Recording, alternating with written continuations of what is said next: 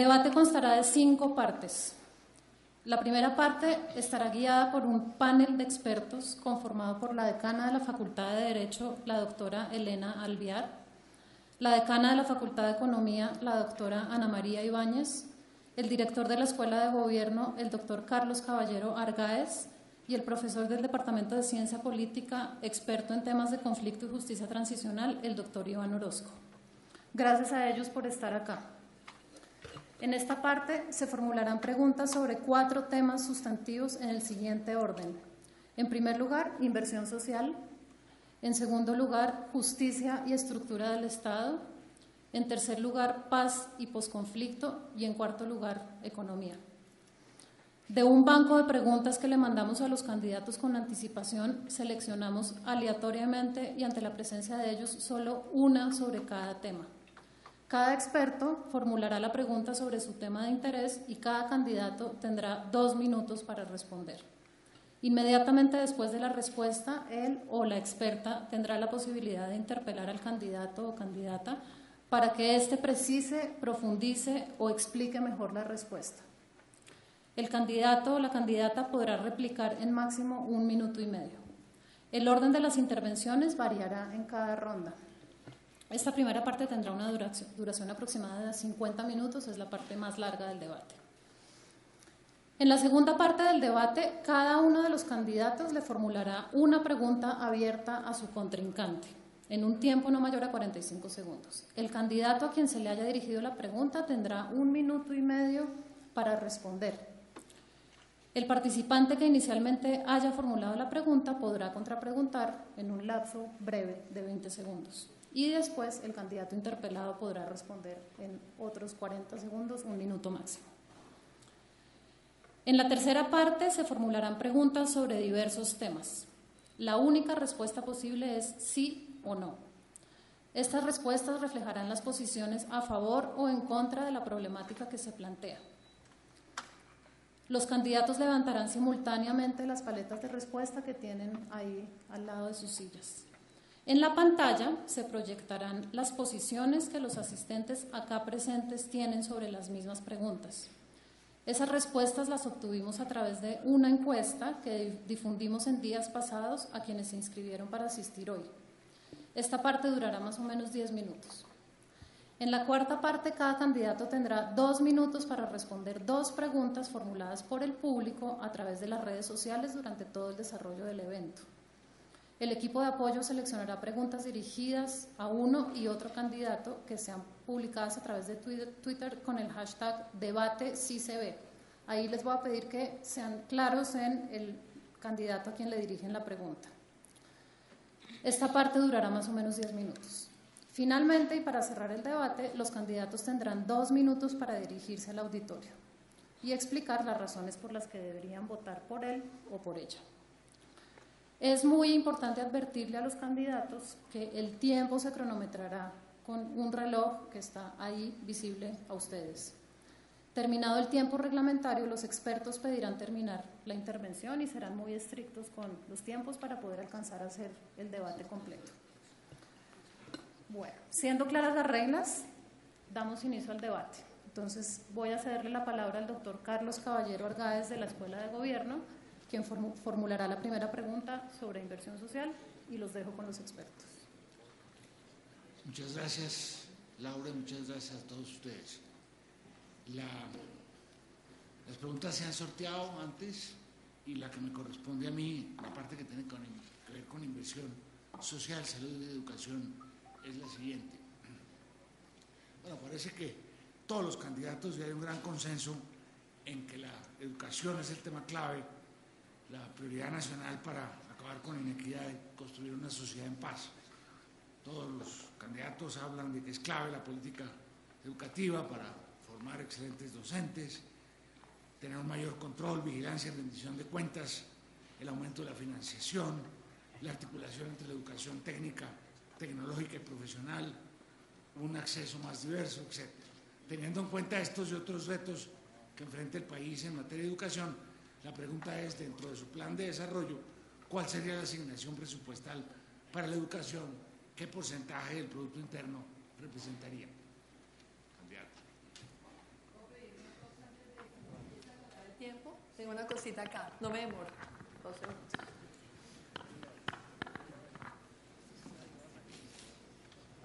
Yo he pedido permiso en la universidad de poner acá 2 sillas vacías. Me parece que este es un momento...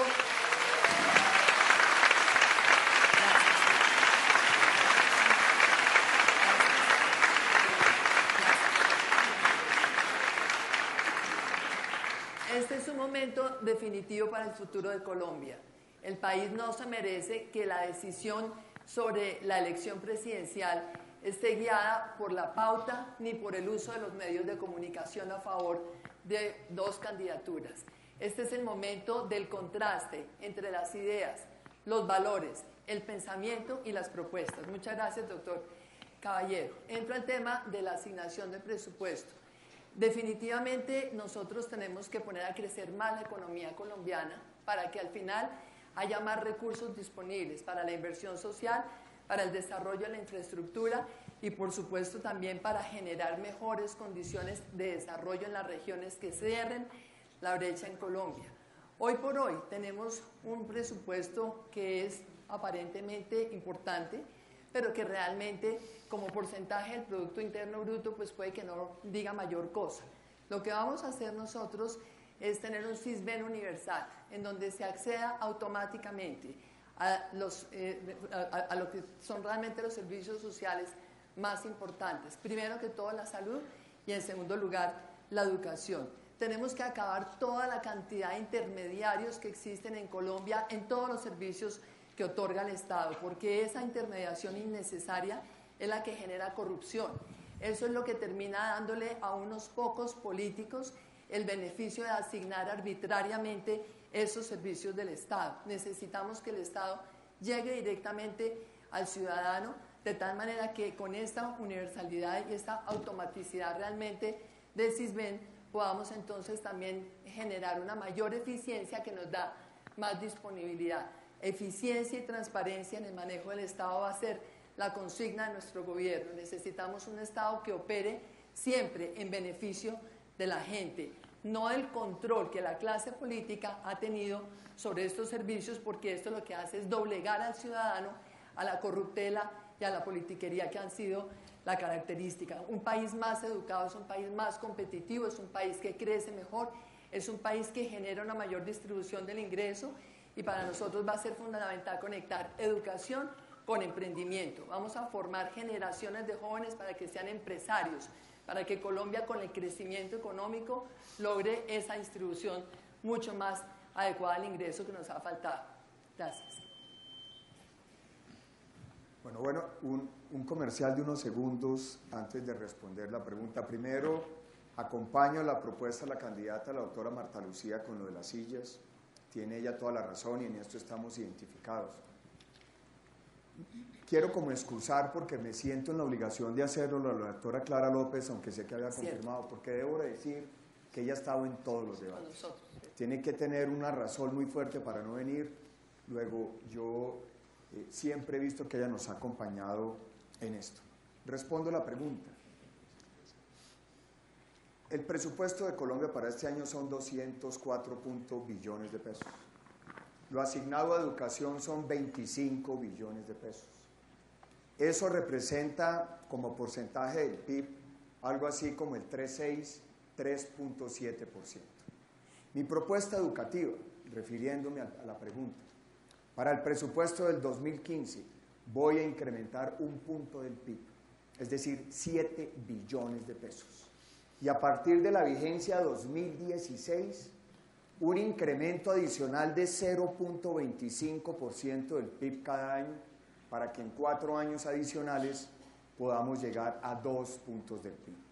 Esto llevaría a que el sector educativo sea el sector de mayor asignación de recursos dentro del presupuesto de la nación, permitiría claramente avanzar de manera sustancial con la propuesta que le he hecho a los colombianos en todo: primera infancia, educación básica y media y la educación superior, bajo un criterio básico: calidad, excelencia académica, cobertura, pero bajo un principio: mayor igualdad en la distribución y en la asignación en las regiones, porque es donde están las brechas sustanciales.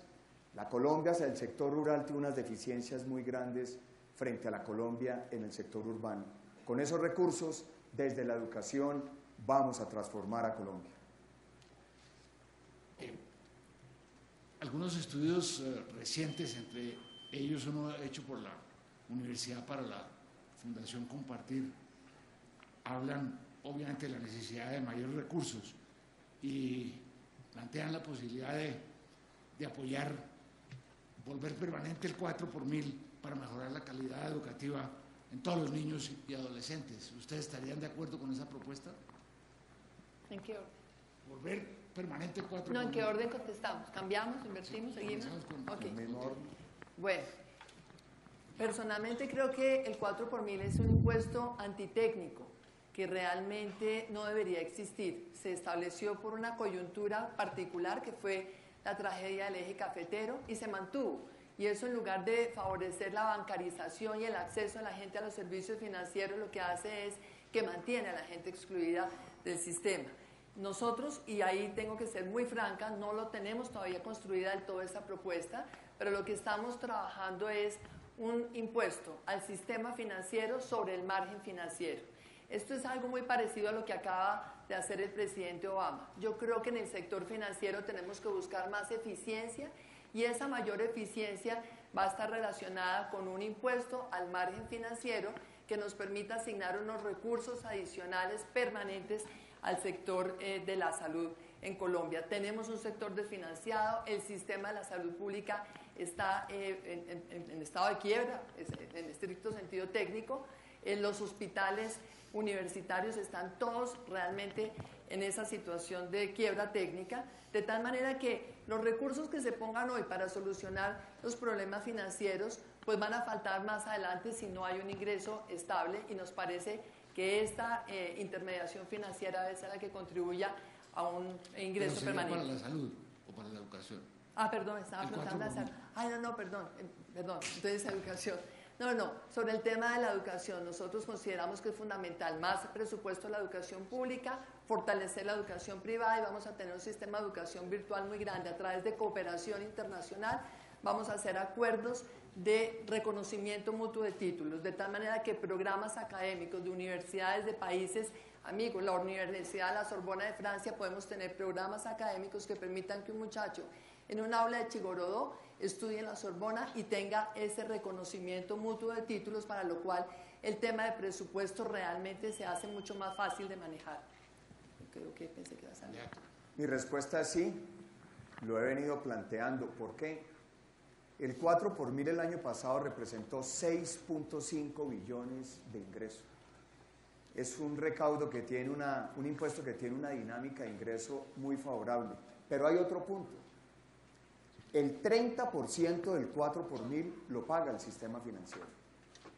Y el otro 20% lo pagan las grandes empresas y los grandes sectores económicos. Luego, continuar el 4 por 1000 tiene también principios y soporte de equidad. Nosotros, cuando estuve en el gobierno como ministro de Hacienda, le dimos, por ejemplo, espacio para que cuentas de ahorro de menores cuantías, de 800.000 pesos hacia abajo, pudieran tener exoneración del 4 por 1000. Y eso muestra que hay mecanismos para poder regular su equidad en términos de pago. Me parece que es una fuente muy importante, muy valiosa. Si se llegara a desmontar el 4 por 1000, casi que hay que buscar una reposición de esos recursos dentro del plan fiscal de la nación. Por eso yo prefiero un recurso conocido, un recurso que tiene una dinámica de pago muy importante, que ha crecido sustancialmente, tenerlo como una fuente de financiamiento para esta ambiciosa propuesta educativa. Y complementario a eso, he propuesto también extender el impuesto al patrimonio, que pagan las empresas más ricas. Las empresas más contribuyentes son las del sector minero petrolero y el propio sistema financiero. Ese impuesto el año pasado dio cerca de 4.5 billones de pesos. Es decir, entre impuesto al patrimonio y el 4 por 1000 son cerca de 10, 11 billones de pesos en la estructura tributaria del país, que es una fuente de financiación muy importante para esta ambiciosa propuesta que en materia de educación le estoy presentando al país.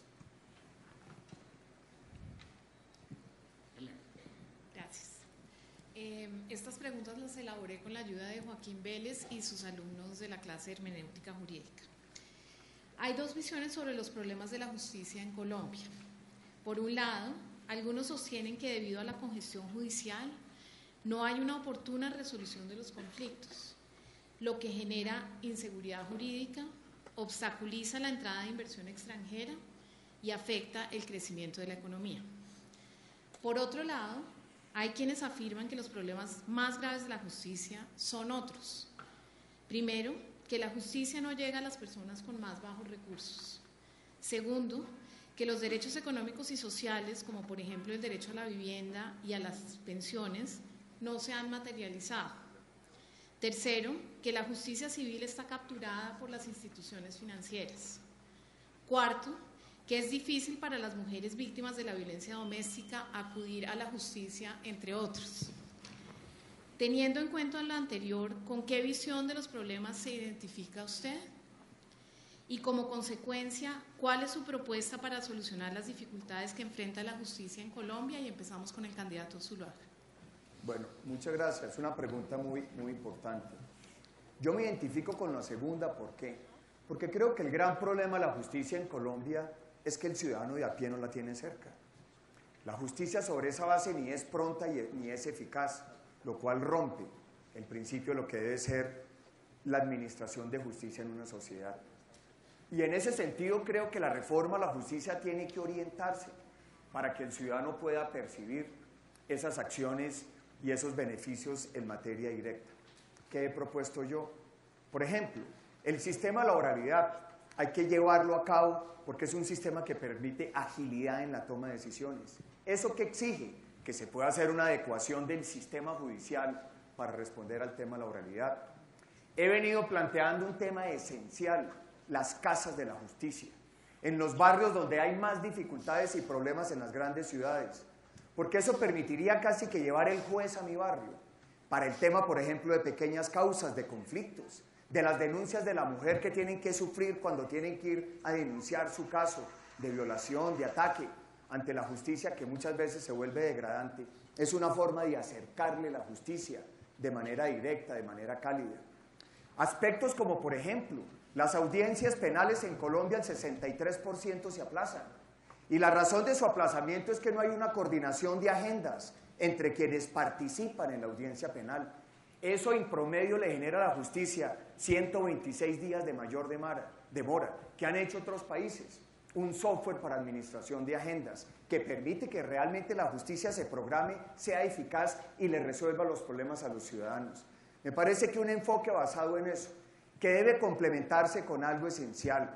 Hay que exigir más en las facultades para la formación de jueces, porque al final el juez es el que administra la justicia. Y si el juez no está adecuadamente preparado, no está blindado contra fenómenos de corrupción, no tiene mayores exigencias, pues la justicia va a tener mucho más lentitud para poderle dar respuesta a los problemas de los ciudadanos.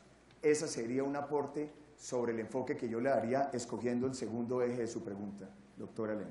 Muchas gracias. Doctora Marta Lucía. Bueno, mil gracias.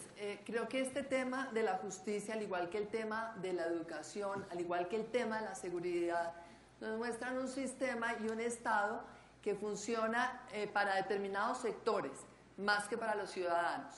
Yo quiero gobernar un país en donde el Estado esté al servicio de la gente.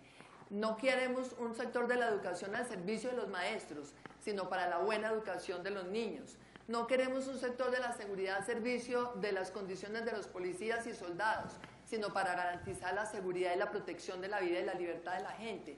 No queremos un sistema de justicia al servicio de unas condiciones y unas pensiones especiales para los magistrados, como fue la reforma a la justicia de este gobierno. Queremos una justicia que funcione para la gente. Dicho eso, primero, fundamental garantizar el acceso a la justicia. En segundo lugar, una justicia que sea autónoma, independiente, que se regule, que tenga indicadores de gestión y de gerencia. Tercero, hay que fortalecer el sistema de tutelas, pero también poniendo una caducidad. No se puede, por ejemplo, presentar una tutela contra una sentencia judicial, sino dentro de un periodo de tiempo, máximo 2 meses, 3 meses, de tal manera que haya realmente la garantía de acceder.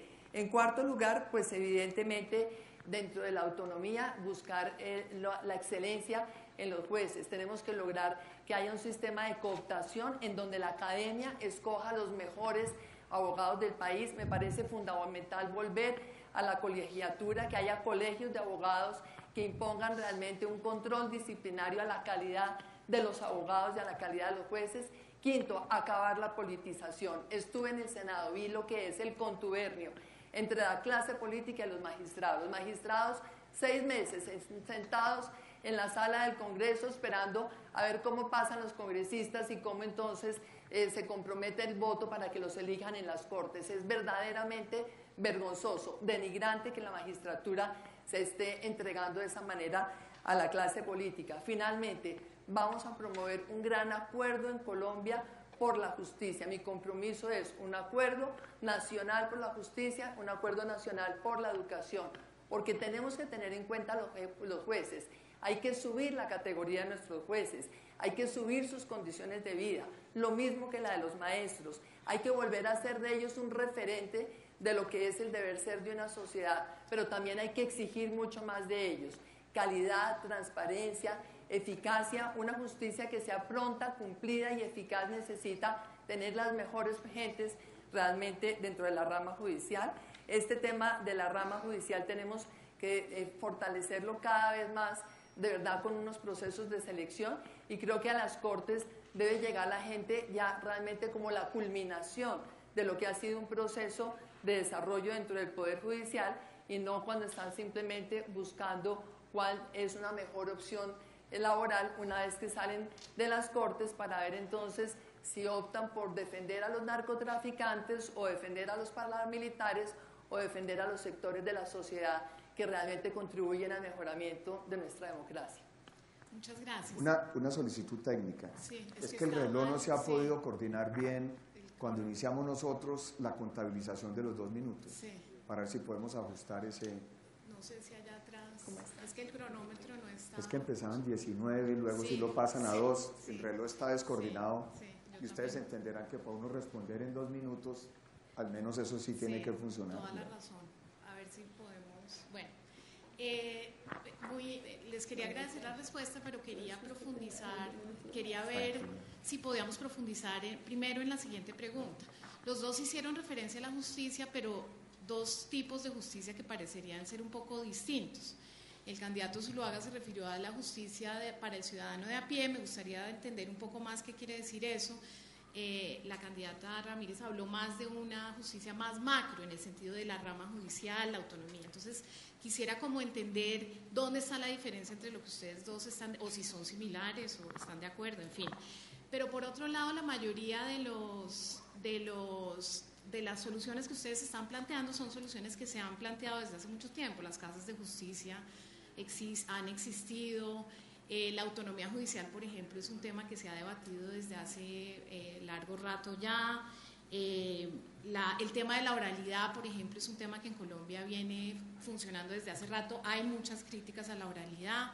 Entonces quisiera que ustedes profundizaran un poco más en qué es distinto de lo que ustedes están proponiendo acerca de lo que ya se ha debatido desde hace mucho tiempo en relación con los temas de la justicia, o cómo fortalecerían ustedes algo que ya existe. Muchas gracias. Bueno, digamos que la diferencia es por la pregunta. Nos ponen 2 opciones, con cuál se identifica uno más, y eso hace que su respuesta esté orientada a eso. Para mí el tema esencial de la justicia es la justicia cercana al ciudadano. ¿Qué es Casas de la Justicia? Ha sido muy exitosa, hay 72 en Colombia. En Cartagena hay una, pero por ejemplo, el barrio en Cartagena de mayor criminalidad es El Pozón. Y allá un ciudadano del sector del Pozón en Cartagena no es capaz de gastarse un día para ir a poner la denuncia en el centro de Cartagena. Se puede gastar todo un día yendo a poner la denuncia. ¿Qué hablaba yo con esa comunidad? No es que si el juez está en el barrio, si hay una actuación directa. Uno de los grandes problemas, por ejemplo, en la justicia es la ley de pequeñas causas. Las pequeñas causas representan un porcentaje muy importante de la justicia, que podrían resolverse de manera directa. Y me parece que en justicia no es que haya que ser grandes innovadores. Lo que hay que hacer es aplicar las cosas. La oralidad es un principio clave. No están adecuados todos los juzgados de Colombia para poder practicar la oralidad. Usted se va a Buenaventura y no hay comunicación de internet. ¿Cómo se va a hacer la oralidad? Luego yo creo que los principios están. Lo que hay que es ejecutar. Lo que este país necesita, un área como la justicia, es acción, es ejecución, es aprovechar las herramientas existentes. En Colombia no es cierto que para solucionar los problemas para todo haya que crear nuevas leyes. Tenemos un exceso de leyes. Este país lo que necesita es ejecución, soluciones audaces. Lo mencioné, el software para coordinar agendas. Eso descongestionaría el tema en la parte penal. O, por ejemplo, las audiencias electrónicas de los presos en las cárceles. ¿Por qué se fugan los presos cuando los trasladan a las audiencias? ¿Por qué no hacemos un sistema electrónico que desde las cárceles puedan recibir indagatoria? Y eso permitiría darle un manejo distinto. Hoy, por ejemplo, en Europa y Estados Unidos, las conciliaciones entre empresas ya se hacen por Internet. Eso me parece que son herramientas electrónicas que permiten acelerar y agilizar, siempre sobre un concepto, la justicia pensada en el ciudadano. Bueno, yo creo que es fundamental que en Colombia tengamos un verdadero imperio de la ley. Y el papel de la justicia es garantizar entonces el imperio de la ley. Una justicia que sea pronta, que sea cumplida, que sea eficaz, y no solamente se refiere evidentemente a la justicia penal, la justicia civil, cumplir los contratos, la justicia laboral, cumplir obviamente las obligaciones en materia laboral y en materia salarial. Por esa razón yo no comparto esa visión que muchas veces están oyendo, que el tema de la justicia es un tema de más presupuesto y es un tema simplemente de procesos. Sí se necesita más presupuesto. Me parece, por ejemplo, que hay un contraste grande cuando vemos nosotros que en el sector de la justicia ha habido una disminución realmente en el presupuesto real, y uno diría, pues es que es menos importante la justicia que la seguridad. Yo no creo. Creo que aquí en la ecuación de la paz, en este país necesitamos seguridad y necesitamos justicia. Y entonces uno no entiende por qué realmente la asignación de un presupuesto tan precario para la justicia, cuando son dos pilares fundantes de un país que quiere la paz. Me parece que es fundamental que nosotros sí revisemos obviamente los procesos, hacerlos más ágiles, poner términos más drásticos. Vemos permanentemente la negación de justicia por el incumplimiento de los procesos, y dentro de la seguridad jurídica de un país, la justicia nos tiene que garantizar que se atienden los problemas más graves de esta sociedad, los problemas de corrupción, los problemas de delincuencia organizada, los problemas del paramilitarismo, del terrorismo, todo esto, y hoy desafortunadamente no se están atendiendo adecuadamente. Sí creo que es fundamental darle en este acceso más fácil de la gente a la justicia, una justicia especial, por ejemplo, a las mujeres. Y no es una coyuntura. A la mujer hay que facilitar el acceso a la justicia, sobre todo en los casos de violencia intrafamiliar y también de acoso en materia laboral. Porque es que muchas veces la mujer no conoce ni siquiera sus derechos y hay que facilitar ese acceso. Muchas gracias.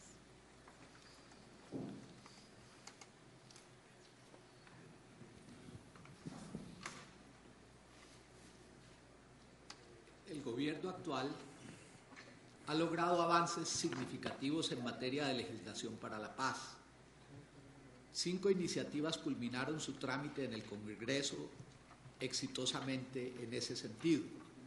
La Ley de Desmovilizados, que establece beneficios jurídicos a cambio de contribución a la verdad. La Ley de Víctimas y Restitución de Tierras.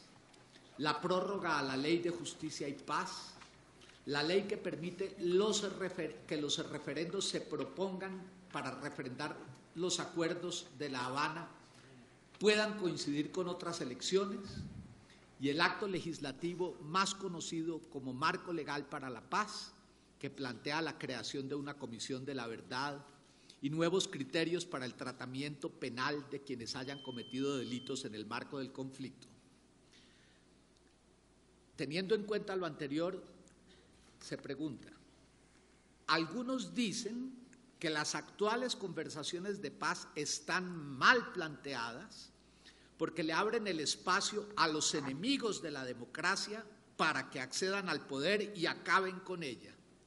¿Qué opina usted sobre esta afirmación? Puede ser entonces la doctora Marta Lucía de primera. Bueno, primero Espérate que lo pongan ¿verdad? en 2 minutos para que... Ay, gracias. Porque ahí sí. Gracias.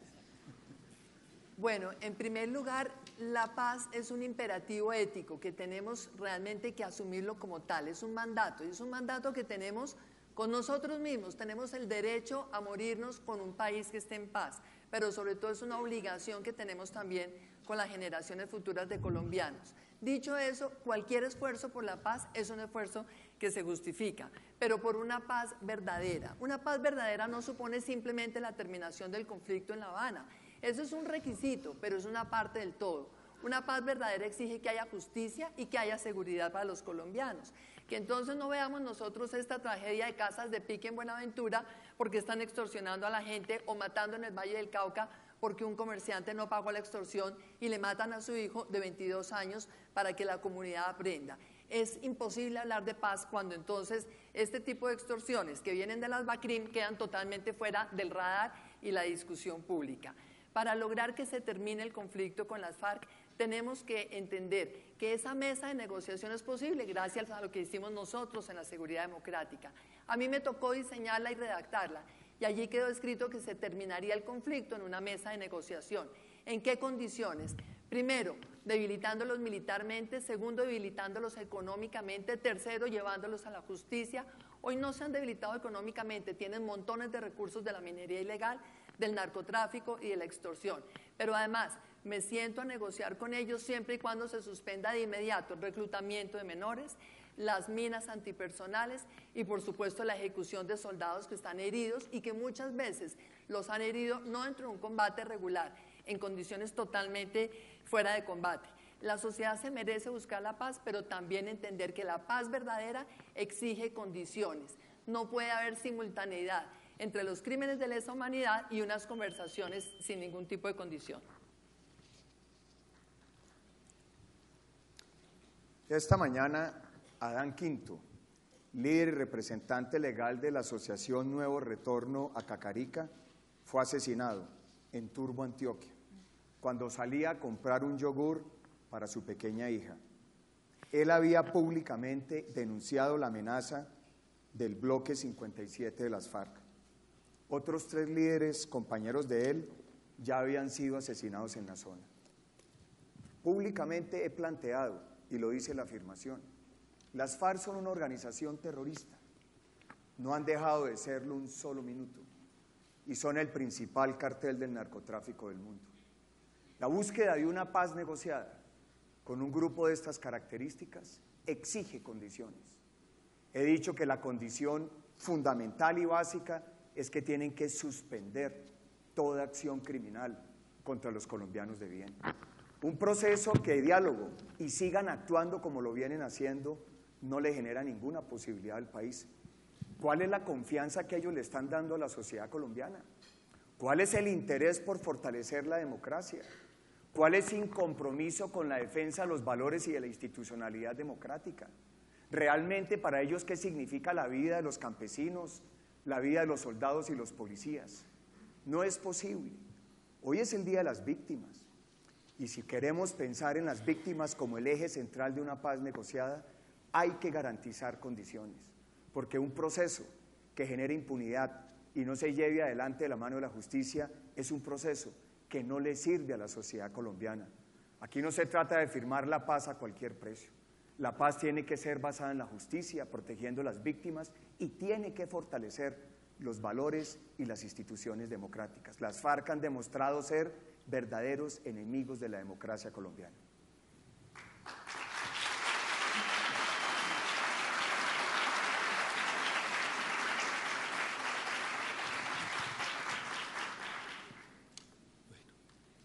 A ver, mi papel es un poco ingrato, pero quiero ser franco. Lo primero que me llama a sorpresa, en sentido estricto, ninguno de los 2 candidatos dio una respuesta a la pregunta, sino que hizo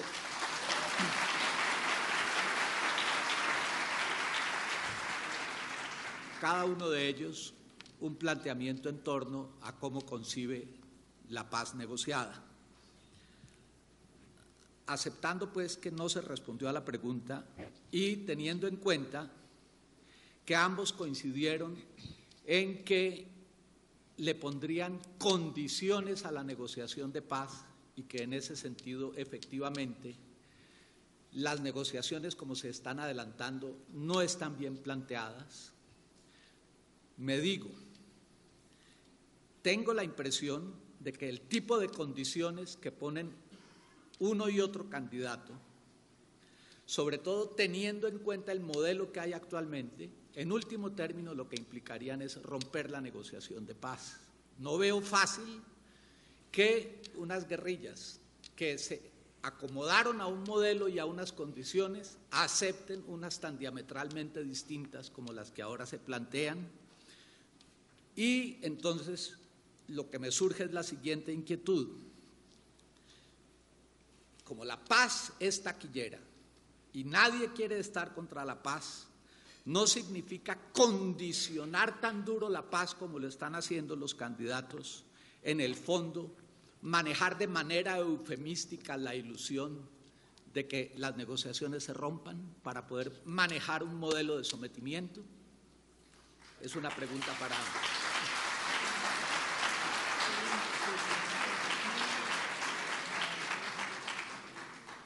Doctor Iván, yo no quiero una paz taquillera, yo quiero una paz verdadera, una paz que permanezca dentro de 200 años. Por eso insisto además en un imperio de la ley en Colombia. Poner la condición de que se negocia mientras que vemos cómo van a entrar a la democracia, usted tiene razón. ¿Cómo hacemos para que los enemigos de esta democracia hagan parte de ella, aceptando esta institucionalidad, aceptando que haya un Estado de Derecho, aceptando entonces que ellos después van a contribuir a que sea mejor la democracia? Pero también tenemos que ver, es que acaso para aceptar que ellos participen del sistema, tenemos que aceptar que sean justamente los principales responsables de crímenes de lesa humanidad los que vengan entonces a poner las reglas del sistema. Yo no creo que eso le convenga a esa paz verdadera a 200 años. Pero le estoy diciendo a usted las condiciones que pondría yo, y las vengo diciendo hace ya más de un año, para que no suene como algo de última hora. Las condiciones se refieren a los temas humanitarios. Es de mínima humanidad que esta sociedad exija que para continuar conversando suspendan de inmediato el reclutamiento de niños. ¿Qué tiene que ver el reclutamiento de niños con un sometimiento? Eso no es sometimiento. Si estuviera diciendo que la condición es que antes de sentarse a negociar me entreguen las armas, estaría de acuerdo en su calificación de sometimiento. Estoy exigiendo que no reclutan más niños, ni en Putumayo, ni en Cauca, ni en Nariño, donde llevan niños de 10 años, óiganlo bien, de 10 años, no a que aprendan pintura, ni mucho menos clases de arte en la selva, a que aprendan a manejar un fusil a los 10 años. Y estoy pidiendo que no sigan colocando minas en el campo colombiano y que eso se pueda verificar internacionalmente, porque colocan unas minas que van a explotar dentro de 7, dentro de 8, dentro de 10 años, y ¿saben a quiénes mutilan? A los campesinos colombianos. Son dos requisitos de un mínimo de condiciones humanitarias que este país de verdad debe exigir si queremos que haya una culminación del conflicto, que es, repito, una parte del todo. El todo deseable es una paz verdadera, no taquillera.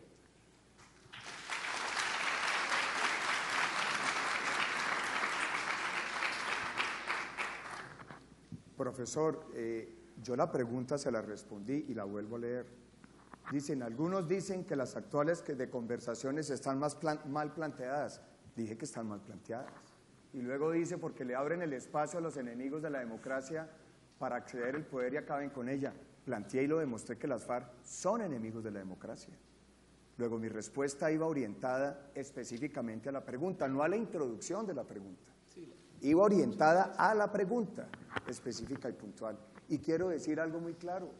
Es que una negociación no es para darle gusto a las FARC.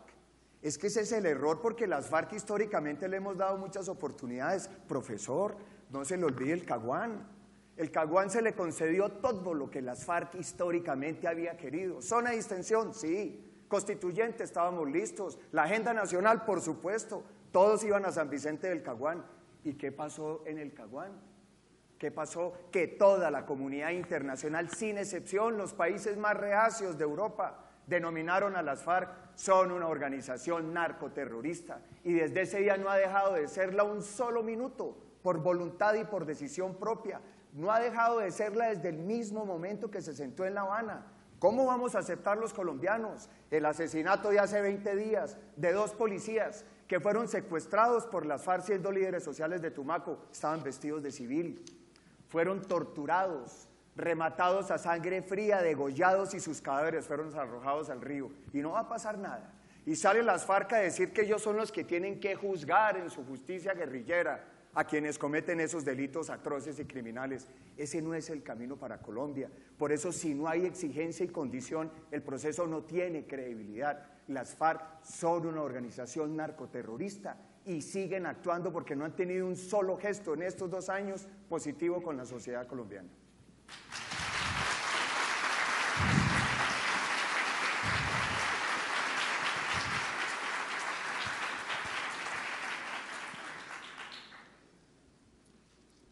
Uno de los principales métodos para la lucha contra la desigualdad y la promoción de la movilidad social han sido los programas de transferencias condicionadas.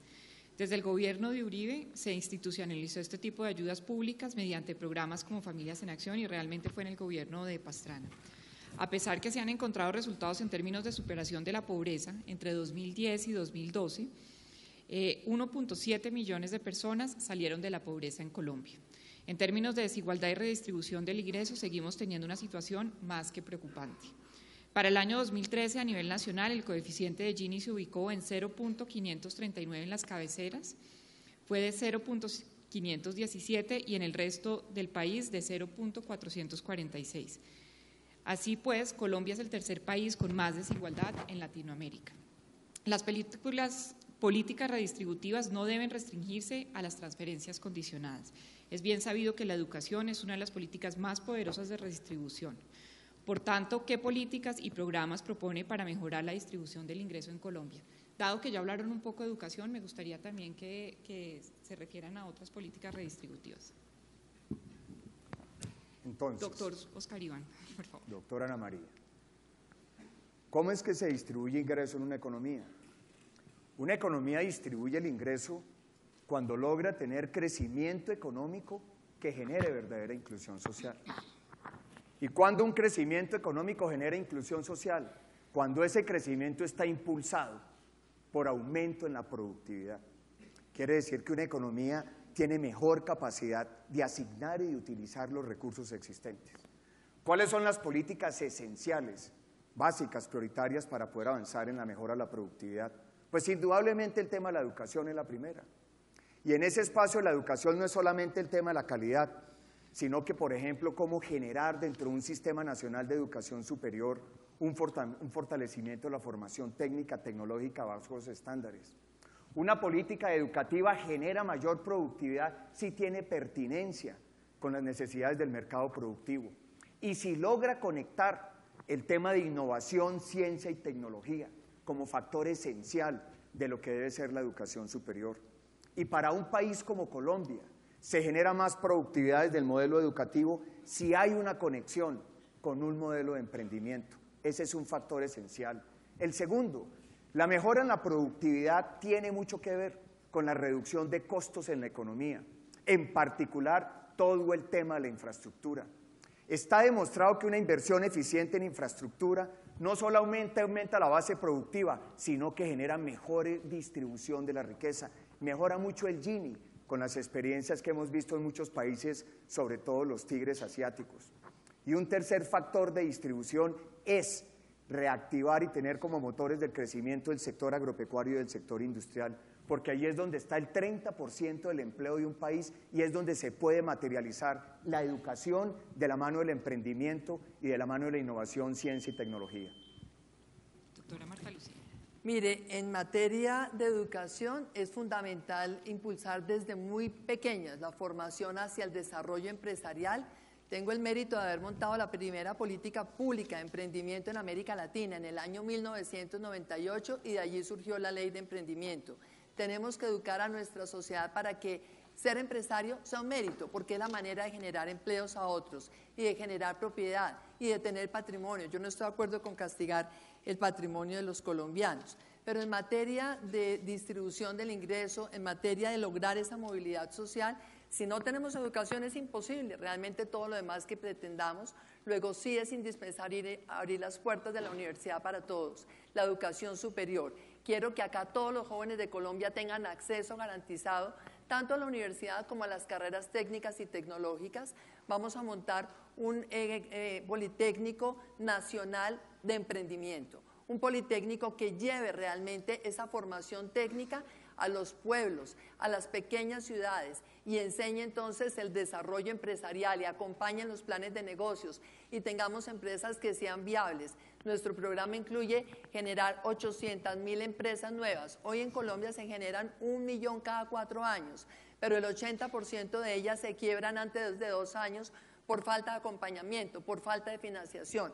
Eso vamos a hacer nosotros, empresas en el sector agrícola e industrial.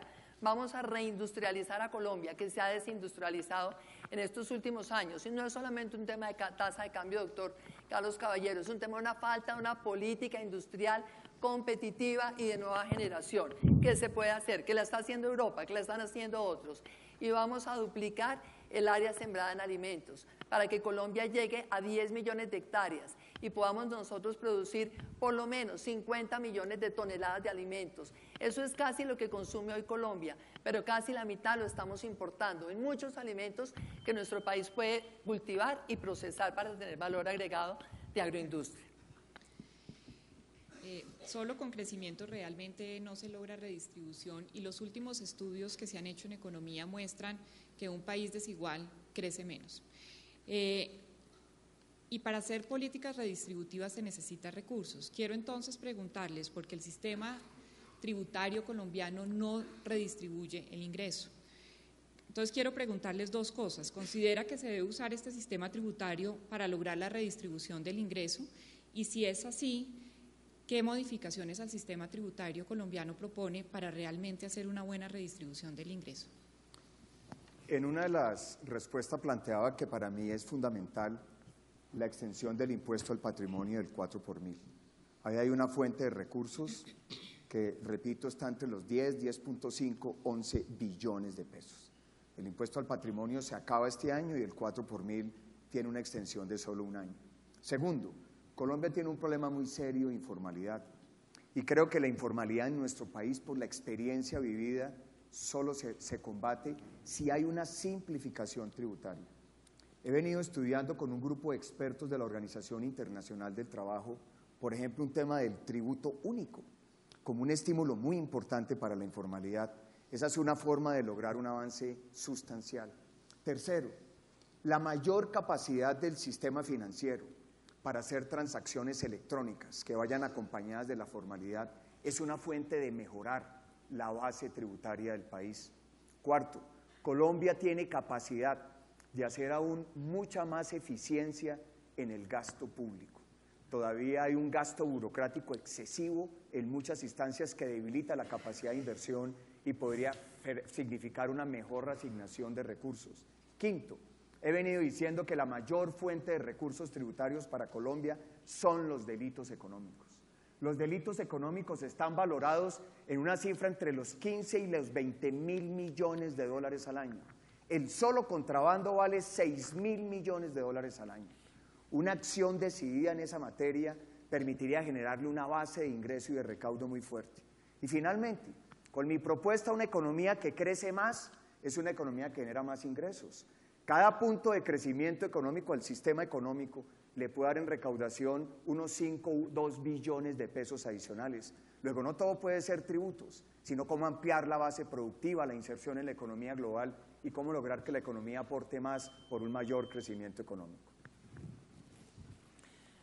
Yo creo que nuestro sistema tributario debemos simplificarlo y debemos universalizarlo y tenemos que tener una cultura en la que todo el mundo contribuya realmente a los recursos públicos, cada uno en la medida, por supuesto, de sus capacidades, de su generación de ingresos. Colombia es un país que tiene que dar unas reglas de juego claras, estables, creíbles, confiables para el largo plazo a la inversión. Me parece que las reformas tributarias de cada gobierno lo que hacen es que quitan esa seguridad, realmente generan una gran incertidumbre y entonces terminan los gobiernos haciendo pactos de estabilidad tributaria con una empresa, con la otra. Yo creo que tenemos que tener un sistema que sobre todo de verdad esté orientado hacia el largo plazo para que este país de verdad sea competitivo en cuanto a la inversión se refiere. Hemos pensado en que debe haber 2 tarifas para las personas jurídicas y 2 tarifas para las personas naturales, determinadas según una cota de ingresos para cada uno y simplificar al máximo, eliminando exenciones, entre otras cosas, porque buena parte de los problemas que tenemos hoy acá es el sistema de exenciones, que son un incentivo perverso a la corrupción también, porque entonces hay que ver quién es el lobista que mejor pesa en el Congreso para lograr incentivos normalmente a favor de las empresas más grandes y nunca a favor de las personas, ni de las familias, ni de los profesionales, ni de los empleados. Creo que la tributación en Colombia se ha cargado y hemos visto en esta reciente reforma tributaria mucho más en contra de los asalariados. Me parece que nuestro país tiene que enseñar a la gente a tributar, pero en función realmente de ese ingreso. Nuestra simplificación está buscando que haya dos de tarifas, repito, para personas naturales, 2 tarifas para las personas jurídicas, procurando que las pequeñas y medianas empresas realmente puedan tener un nivel de tributación más bajo y de esta manera generar muchísimos más esos emprendimientos dentro de nuestros 800.000 emprendimientos de los próximos 4 años.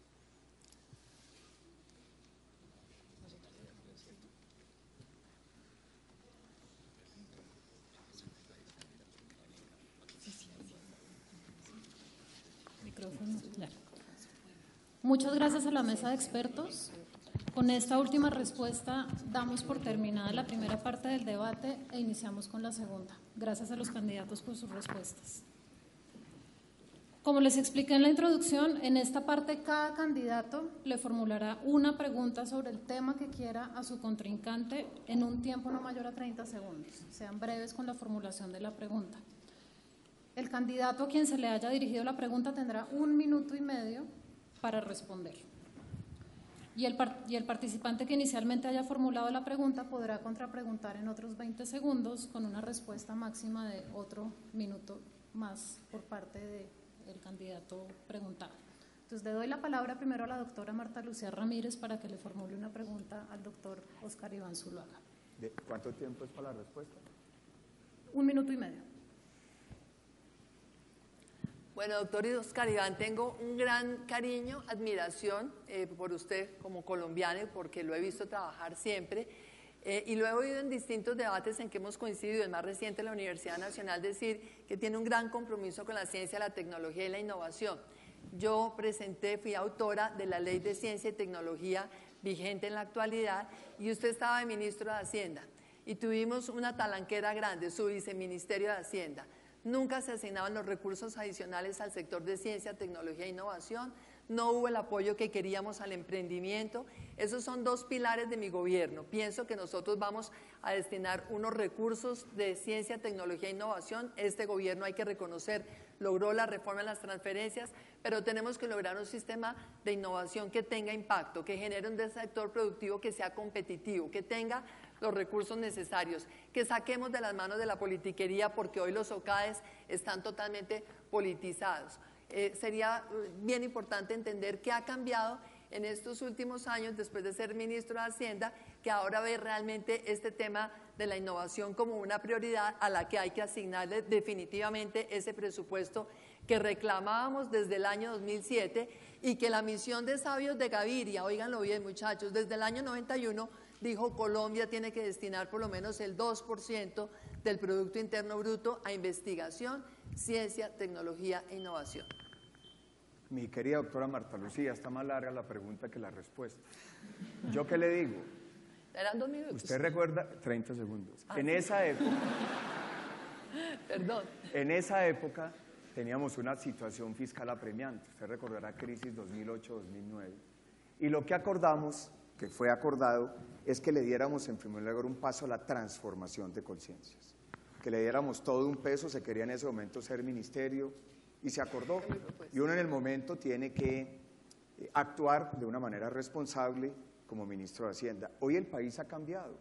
El solo hecho de tener el 10% de la regalía representa cerca de 1 billón de pesos al año.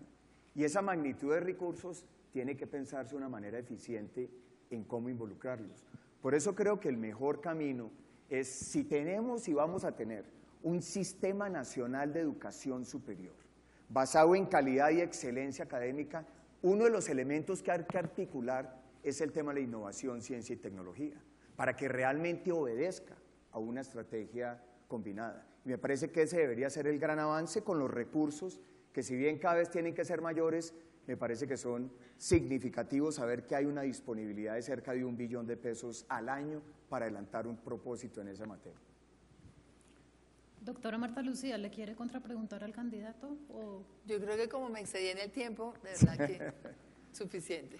Doctor Oscar Iván, tiene 2 minutos para formular una pregunta. Yo he admirado mucho en la doctora Marta Lucía un tema que creo que para Colombia es absolutamente esencial, y es su visión sobre el tema del emprendimiento. A mí me gustaría que nos ilustrara a todos esas acciones que usted ha previsto y que son fruto de su experiencia y conocimiento. Mil gracias. Es muy importante que el espíritu emprendedor de los colombianos lo sepamos nosotros nutrir desde su primera infancia. Es un tema de creatividad, es un tema de estarles enseñando a ellos a mirar opciones, cómo es más fácil de pronto salir a buscar un puestico, pero cómo es más desafiante y mucho más importante al final del día decir, monté esta empresa, generé tantos empleos, pero esto tampoco depende solamente de la motivación de los jóvenes ni de la gente. Necesitamos una información del mercado colombiano que no existe. Como presidenta de los colombianos voy a montar un sistema de información que le muestre claramente a todos los colombianos cómo se mueve nuestro mercado, dónde están las oportunidades, qué pasa, por ejemplo, en el tema de alimentos, cuáles son las tendencias, porque es que esa es una información que está al acceso hoy por hoy solamente de las empresas grandes. Por eso tenemos un sistema que es tan cerrado y tan excluyente, porque si alguno de ustedes quiere el día de mañana salir a montar una pequeña empresa, no sabe realmente en dónde es que están las oportunidades del mercado. Primero, sistema de información totalmente abierto. Segundo, acompañamiento. La universidad, y por eso fue importante la ley de emprendimiento, ha hecho esfuerzos en ir generando una mayor cultura del emprendimiento, pero no nos digamos mentiras, el acompañamiento a los planes de negocios es insuficiente, se queda a veces en cumplir un requisito académico cuando debería haber realmente un observatorio. ¿Qué pasó con todos los emprendedores que pasaron por esta universidad y todas las demás gracias a nuestra ley?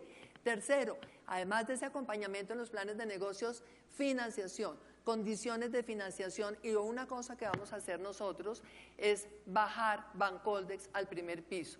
Acá yo sé que hay mucha gente que de pronto se le ponen los pelos así de punta porque creen que lo único que funciona es la banca privada. Hoy tenemos una banca privada con unas utilidades muy importantes, en buena hora para ellos, pero vamos a bajar la Bancoldex al primer piso, entre otras cosas para que dé una financiación oportuna y a tasas convenientes a nuestros emprendedores. Y cuarto, análisis de oportunidades en las regiones, agroindustria y desarrollo manufacturero. Vamos a reindustrializar a Colombia y ahí están esos 800.000 emprendimientos viables. ¿Alguna reacción, doctor Oscar Iván? No, que es un programa muy importante y ella tiene una gran experiencia y ha sido, yo lo reconozco, líder en el país en ese tema.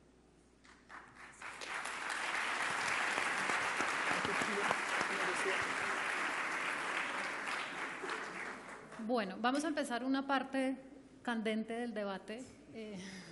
¿Las paletas? En donde no hay discusión, los candidatos les vamos a formular 20 preguntas, 19 preguntas en las cuales ellos van a tener una sola opción de respuesta, que es sí o no, levantando la banderita que tienen allí. Estas respuestas reflejarán las posiciones a favor o en contra de la problemática que se plantea. Los candidatos levantarán simultáneamente las paletas de respuestas inmediatamente después de que la pregunta haya sido formulada. No habrá interpelación. En la pantalla, le pido al público que ponga atención a esto, se proyectarán las posiciones de los asistentes acá presentes sobre las mismas preguntas. Vamos a empezar entonces. Ustedes pueden ver en esa pantalla también las respuestas del público. Pero la respuesta va a ser simultánea, no pueden esperar a que el público responda. Primera pregunta. ¿Está de acuerdo con ampliar las causales permitidas del aborto para despenalizarlo totalmente?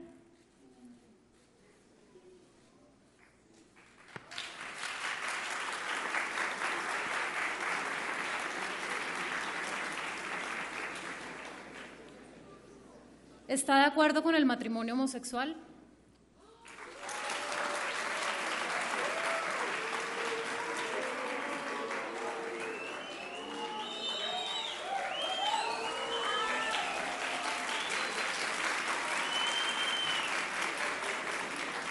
¿Está de acuerdo con la despenalización del consumo de sustancias psicoactivas?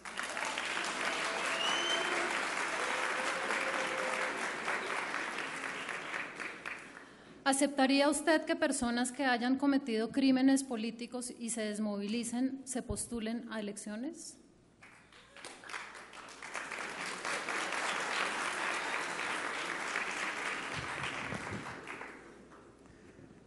¿Considera usted que debería realizarse una Asamblea Nacional Constituyente para la Paz?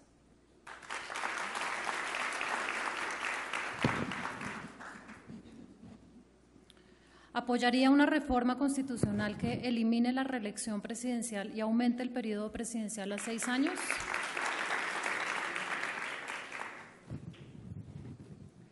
¿Apoyaría una ley para hacer productivos los recursos naturales de las reservas ecológicas, forestales y de resguardo indígena?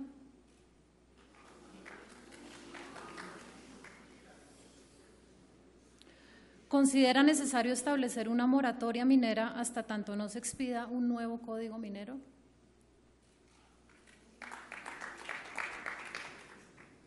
¿Está usted de acuerdo con las demandas de las movilizaciones que se han dado en torno al paro nacional agrario?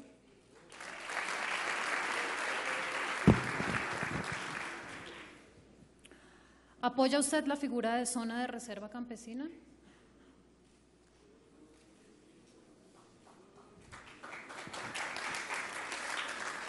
¿Apoyaría el mantenimiento o ampliación de las exenciones tributarias a la inversión extranjera?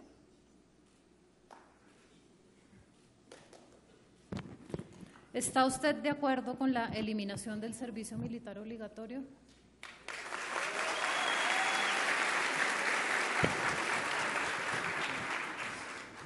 ¿Estaría usted de acuerdo con la reducción del presupuesto militar en un posible escenario de posconflicto?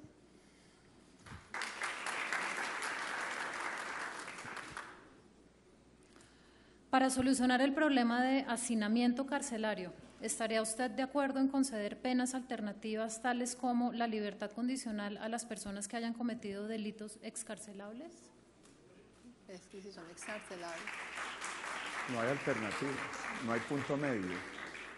¿Está usted de acuerdo con la existencia de la figura de los cupos indicativos?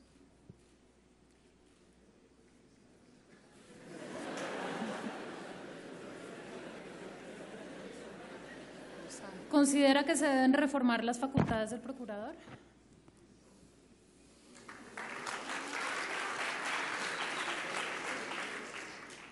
¿Está de acuerdo con la eliminación del Consejo Superior de la Judicatura?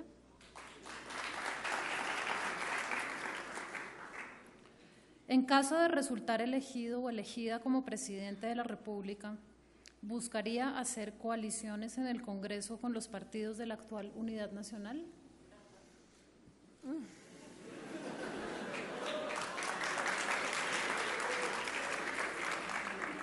Es muy difícil. Eso en caso de que haya segunda A la vuelta reforma a la y usted justicia, sea uno de los candidatos, ¿haría alianzas con otros partidos?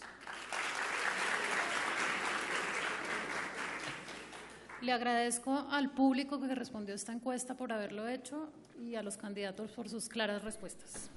Bueno, No, pues claro. gracias. Falta el remate. ¿Qué más hay? Ahora le vamos a dar la palabra al público. Me ha olvidado. Entonces, a lo largo del debate recogimos varias preguntas formuladas por la audiencia de este debate. El equipo organizador seleccionó 2 preguntas que me van a pasar en este momento dirigida a cada uno de los candidatos. Yo leeré las preguntas y le daré a cada uno 2 minutos para responder cada una de ellas. Preguntas, mis asistentes, ¿dónde están? ¿Una pregunta cada uno? Sí, 2 preguntas cada uno. Ok, con 2 minutos de respuesta. Entonces, pregunta para el doctor Oscar Iván Zuluaga. ¿Cómo planea combatir BACRIM y los fenómenos de paramilitarismo? El paramilitarismo no se ha acabado, dice la persona que pregunta. El paramilitarismo se desmontó. De ahí surgieron las bandas criminales. Y ante ellas hay que caerles con todo el peso de la ley. No hay ninguna posibilidad de concesión alguna. Lo que cometen son crímenes atroces, lo que hacen es financiarse con el narcotráfico. Hoy tienen como fuente adicional de financiación la minería criminal. Son el principal factor de extorsión en las ciudades y a ellos lo que hay que es hacer caerles con todo el peso de la ley, con la justicia, con la institucionalidad. Sus actos son inaceptables, son personas que han reincidido, son lo peor de sectores terroristas como el paramilitarismo y la guerrilla, están aliadas con el narcotráfico, para ellos únicamente cabe todo el peso de la ley. Listo, muchas gracias, doctor Zuluaga. Para la doctora Marta Lucía Ramírez, ¿cómo acelerarán la implementación de la ley de víctimas? ¿Qué buscará reformarla? Durante el tiempo que lleva vigente, lamentablemente son poquísimos los casos que realmente se han logrado evacuar. Creo que esto tiene que hacer parte también de nuestra reforma al sistema judicial. Tenemos que garantizar que la justicia orientada a resarcir a las víctimas, a reparar a las víctimas, tenga definitivamente mejores condiciones. Parte del problema de la justicia, ya lo dije antes, es la falta de presupuesto, la falta de jueces especializados, la falta de protección en las condiciones en que ellos están operando a nivel nacional, de tal manera que haría reformas tendientes a acelerar y a mejorar realmente todo el sistema de restitución a las víctimas y de protección realmente a las víctimas, porque lo que hemos visto durante estos últimos 3 años es que no ha parado de sangre. Los representantes de las víctimas permanentemente vemos en las noticias muertos en distintos lugares del país. Hay que darle muchísimo más apoyo y sobre todo garantizar que aquí no nos vengan ahora a posar de defensores de las víctimas quienes en el pasado estuvieron cercanos a los victimarios. Okay, muchas gracias, doctora Marta Lucía. Pregunta.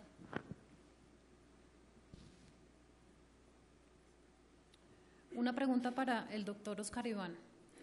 ¿Está de acuerdo con continuar abriendo el mercado firmando TLCs o cree que se deben implementar políticas proteccionistas? Yo no firmaría nuevos TLC, no estaría de acuerdo, por ejemplo, ni con el de China ni con el de Turquía. ¿Qué haría? Perfeccionaría los que tenemos. Tenemos TLC con Estados Unidos y Canadá, con la Unión Europea. Se está hablando del tema de la cuenca del Pacífico. Tenemos Centroamérica, el Caribe y América del Sur. Me parece que el universo de mercado que se ha logrado abrir con los tratados de libre comercio es súper amplio. El país tiene que dedicarse a saber cómo apoya sectores que van a tener que enfrentar la competencia, que se van a afectar, para poderlos modernizar y prepararlos de manera adecuada para poder competir. Y los TLC, por el otro lado, le abren una oportunidad única a Colombia para desarrollar una nueva oferta productiva. Un TLC como los Estados Unidos es la gran oportunidad, por ejemplo, para desarrollar la biotecnología, para desarrollar un sector como el de frutas, verduras, legumbres y hortalizas, que podría significar miles de millones de dólares de exportación, cientos de miles de nuevos empleos y oportunidades de ampliar la oferta exportable de un país. Cuando uno mira los tratados de libre comercio en esas dos dimensiones, entiende cómo superar las amenazas, pero cómo aprovechar las oportunidades. Y esa debe ser una política clara para lograr una exitosa inserción en la economía global. Muchas gracias, doctor Oscar Iván Zuluaga. Nos falta una última pregunta, estoy esperando que me la pasen acá. Acá se están peleando por la pregunta. ¿Cuál?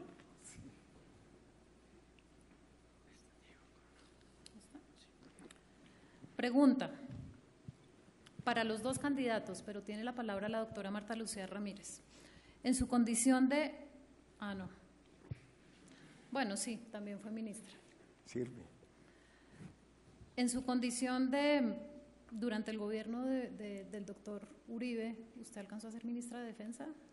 Claro. Sí, gran ministra. Fui la ministra de Defensa que diseñó la seguridad democrática. No estuve sino 18 meses en el gobierno de los 8 años. Como fue tan largo el gobierno. En su condición de exministra de Defensa, ¿en qué se diferenciaría su gobierno? En comparación con lo que hizo como ministra de Defensa durante el gobierno del presidente Álvaro Las Uribe circunstancias Vélez. eran distintas. En ese momento la prioridad era sobrevivir. Hoy tenemos un país donde ha habido más inversión, donde ha habido más crecimiento económico. Tenemos que seguir trabajando, pero ya con esta visión de simultaneidad. Hay que recuperar la seguridad. Lo que hice recuperando la seguridad en las carreteras, con esa seguridad democrática, lo voy a hacer ahora en la seguridad urbana. Nosotros tenemos que lograr que los colombianos tengamos la tranquilidad de que las ciudades nos dan abrigo, nos dan protección, nos dan condiciones de una vida digna, pero también es fundamental avanzar muchísimo más aceleradamente en la construcción de la infraestructura, optimizar el uso de las alianzas público-privadas, generar condiciones de competitividad, hacer que los cinturones de miseria que hay en este país, que se van agrandando cada vez más, como el que tenemos en toda la parte sur de la costa Caribe, como el que tenemos en toda la costa pacífica colombiana, realmente desaparezcan como cinturones de miseria y se vuelvan cordones de prosperidad.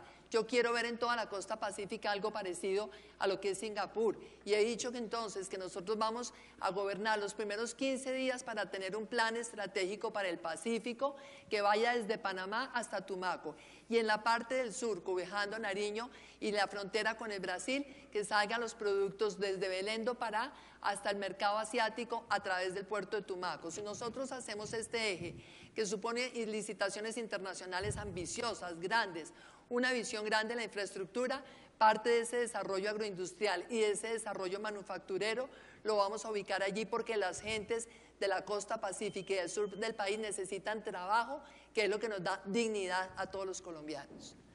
Muchas gracias. Hay muchas más preguntas formuladas por la audiencia. Les hago una invitación a los candidatos para que vean esas preguntas en las sus cuentas de contestamos. Twitter y puedan responderlas ya. Nos mandan correo, las contestamos con gusto. Listo, muchas gracias. Bueno, hemos terminado la cuarta parte y vamos a finalizar el debate con la última parte de este. Entonces, le voy a dar a cada uno de ustedes 2 minutos para que nos digan las razones por las cuales hay que votar por usted el próximo 25 de mayo en la primera vuelta de las elecciones presidenciales. Empezamos con la doctora Marta Lucía. Soy una mujer común y corriente, de una familia común y corriente. Yo no recibí apellidos políticos, ni herencias políticas, ni riqueza económica. Mi familia es una familia de clase media común y corriente. Mis papás ambos trabajaron. De hecho, acá veo a Carlos Caballero. Mi mamá fue la secretaria de la presidencia de Seguros Tequendama cuando el doctor Caballero era el presidente de Seguros Tequendama y le tenía un gran cariño. De tal manera que sé lo que vive la clase media colombiana, el trabajo, la capacidad de sacar adelante a los hijos, no solamente teniendo sueños, sino esforzándose, trabajando todos los días. Eso es lo que he hecho yo durante toda mi vida. Pero tuve gente que me dio la primera oportunidad, ese primer crédito que le dieron a mi mamá para pagarme la Universidad Javeriana me permitió ser una profesional. Soy una mujer que quiere abrir las puertas de las oportunidades a todos los colombianos. Soy una mujer que entiende la necesidad de que esta sociedad tenga un diálogo, que busque consensos, que tengamos en cuenta las necesidades de todos, que sintamos los dolores de la gente, las expectativas, las preocupaciones. Soy una mujer también que, como todas las mujeres, me gusta que el país esté en orden. Hoy hay un gran desorden institucional. Hoy aquí nadie sabe a qué atenerse. Hoy vemos una conflictividad entre las instituciones del poder público y parecería que aquí el único objetivo es tener poder. Yo quiero ejercer el poder para servir a la gente, para que este país alcance los niveles de prosperidad, de crecimiento, de desarrollo social, de bienestar y de felicidad real de los colombianos que este país, nuestro país, se merece, que nos merecemos nosotros hoy y que se merecen nuestros hijos, nuestros nietos. Esto se hace con una visión incluyente de la sociedad colombiana y con un orden y una solidez institucional. Quiero un Estado firme que garantice Estado de Derecho, imperio de la ley, garantía de los derechos, pero también de las obligaciones de los ciudadanos. Por eso quiero ser presidenta de Colombia.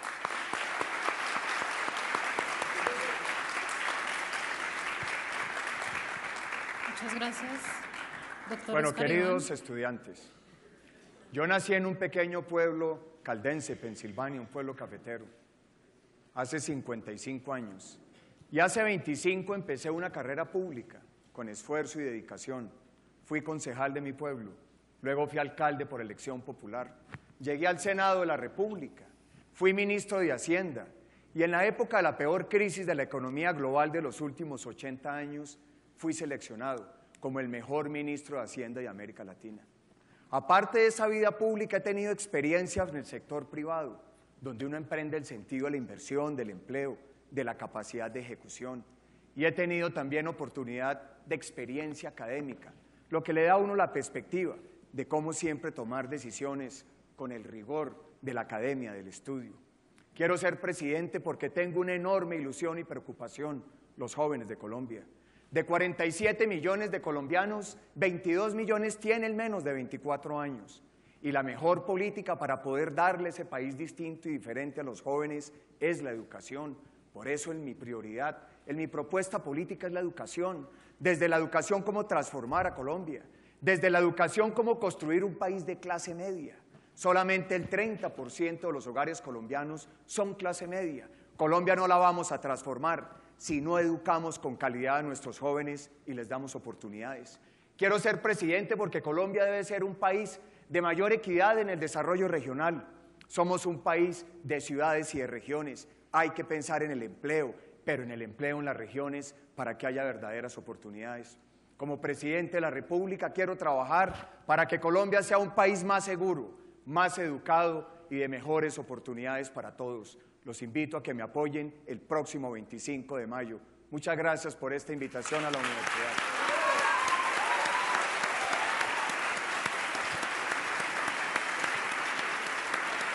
Bueno, con esta última intervención terminamos hoy el tercer debate que realizamos en el contexto de la campaña electoral 2014. Tuvimos un debate con los senadores, tuvimos un debate con candidatos a la Cámara, ahora este debate con los presidenciables. Le doy muchas gracias a los estudiantes que fueron muy activos en la participación de la formulación de preguntas y la organización logística, y a todos los demás que nos acompañaron. Gracias a ustedes. Hasta luego. Gracias, muchas gracias. Hola. Le solicitamos al público asistente no descuidar sus objetos personales. De igual manera, les recordamos que está prohibido consumir alimentos y bebidas en el auditorio. Gracias.